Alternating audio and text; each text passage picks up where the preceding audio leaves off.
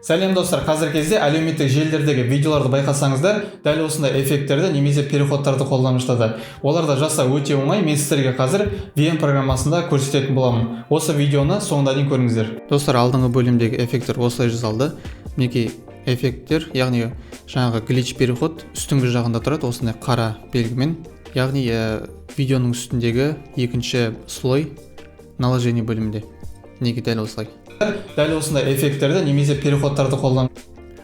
Бұны видеоның үстінен қойсаңыз да болады, немесе мен қазір қосымша видеолар дайындап қойдым. Дәл осы жерде мына плюс деген плюсті басатын болсаңыз, бұл жерде переход дәл осы екі кадрдың біріккен жеріне қойсаңыз да болады. Достар, мен қазір осы видеоларды, жаңағы футаждарды Telegram каналға салып қоятын боламын. Telegram каналға ссылканы осы видеоның астынан таба аласыздар. Соның ішіне кіріп жаздырып алсаңыздар болады. Енді ол футажды қалай қоямыз десеңіздер, мінекей екінші слойға басамыз, элемент, мынаны қолдан көрейік. Мынаның ішінде қателеспесем 10 футаж бар, оның әрқайсысын былай таңдап алсақ болады. Мен жаңа осыны қолдандым. Енді мынаны қолданып көрейік. Мінекей басталған жерін мына видеода, бұл кәдімгі қарапайым видео болған соң ішіндегі бір футажды кесіп алатын боламыз. Мінекей ең басталған жерін алып келеміз, үстіне бір рет басып разделить, яғни кесіп аламыз, керек емес жерін удалить етіп тастап, мінекей біткен жерін кесіп алатын боламыз. Мінекей өз жерге дейін кессек болады. Разделить. Мынаның ішінде тағы 7-8 қалды. Оны өзіңіз білесіз. Барлығын осылай жеке-жеке кесіп алып қолданатын боласыз. Мынаны удалить етіп тастаймын. Мінекей пайда болған футажды дәл осы плюстың, яғни екі кадрдың біріккен жеріне алып келеміз. Бұл жерде, яғни переход, глич переход болып қалыптасады. Мінекей байқасаңыздар осылай.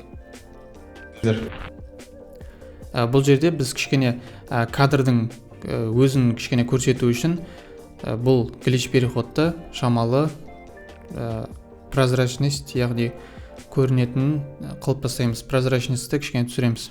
Не прозрачность, то есть не прозрачность. Шамалы 50-60-қа түсірсек болады. 52-нің өзі жеткілікті. Неге? Соңында дейін көріңіздер. Бұл жерде кішкене көрініп қалды, келесі кадрдың бас жағы, сол үшін кішкене бұны көбейтсек болады екен. Неге? Көріңіздер. Осының өзі жеткілікті. Соңында көріңіздер. Дәл осылай сіз қоя аласыз. Мысалға, осы екі кадрдың ортасына тағы біреуін қойып көрейік. Бұл жерде мен секундтық дайын күйін жасап көрейін. Шамалы ортасына жылжытамыз, мінекей. Бұл 1 секунд дегеннің өзінде ішінде тағы басталатын уақыты бар екен. Сол үшін кішкене сол басталатын жеріне дейін жылжытамыз. Мінекей өз жерден басталып тұр екен. Жобамен және қай жерден ақтады. Мінекей. Бұл алдыңғы қарағанда өте жылдам екен. Бұлай ұстап тұрып, дәл ортасына алып келеміз. Мінекей. Бұлай келе жатады.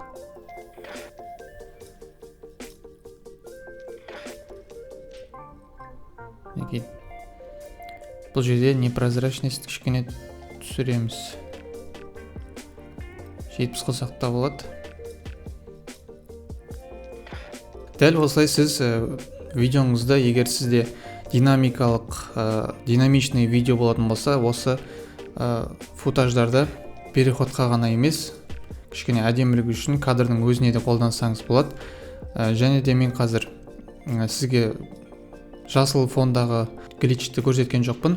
Жасыл фондағы ол туралы мен VM программасында скринді қалай алу туралы сабағым бар. Мен қазір үстіне белгілеп кетем. Егер сіз хромакейден видеоны алып білмесеңіз, ол жасыл фондағы футаж бұл сияқты қара болып тұрмайды. Ол ар жағындағы құрамындағы басқа светтерді алып тастап, тек қана сол түрлі түсті гличтің светтерін қалдыратын болады. бұл сияқты жаңағы непрозрачность жасап отырмайсыз, яғни бұлыңғырлықты. Достар, осы туториал сіздерге пайдалы болса, осы видеоға лайк басуды ұмытпаңыздар. Арнамаға тіркелмеген болсаңыз, міндетті түрде тіркеліп алыңыз. Келесі сабақта көріскенше сау болыңыздар.